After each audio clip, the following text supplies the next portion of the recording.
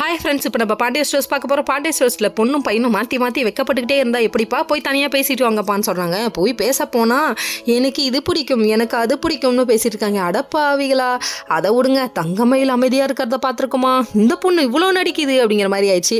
அதுக்கப்புறம் வந்துட்டு எனக்கு என்னென்ன பிடிக்கும், என்ன ஸ்டார் பிடிக்கும், என்ன சாப்பிட பிடிக்கும்னு இதெல்லாம் கேட்டுக்கிட்டே இருந்தவங்க சும்மாவாக இருந்தாங்க. போதும்ப்பா பேசுனதுன்னு சொல்லிட்டு குறுக்க பூந்து கூட்டிகிட்டு வந்துட்டாங்க.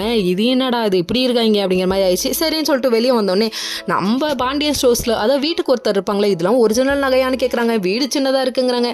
அதுக்கு ஒரு பொய் உருட்டுறாங்க. அப்போ வந்து ஃப்ராடு தாங்க கண்டுபிடிக்க முடியும். அதனால் நம்ம மீனை பயங்கரமாக கண்டுபிடிச்சிட்டாங்க. வேறு லெவலில் மீனாவுக்கும் கொஞ்சம் டவுட் வந்ததோட சரி விடுப்பா பார்த்துக்கலாம் அப்படின்னு சொல்லிட்டாங்க. சரவணன்ட்ட பொண்ணு பிடிச்சிருக்கான்னு கேட்க அவரும் ரொம்ப வெக்கப்படுறாரு. இன்னொரு பக்கம் நம்ம தங்கமயில்கிட்ட கேட்குறாங்க பொண்ணு இது மாதிரி பையனை பிடிச்சிருக்கான்னு சொல்லிட்டு. கேட்ட உடனே அவங்க யோசிக்கிறாங்க. ஏன்னா அவங்களுக்கு ஆல்ரெடி பிடிக்கலங்க, வீட்டில் சொல்கிறாங்க இங்கே ஒரே ரீசனுக்காக கல்யாணம் பண்ண சம்மதிக்கிறேன்ற மாதிரி யோசிச்சுட்டு திருத்துன்னு பார்க்குறாங்க.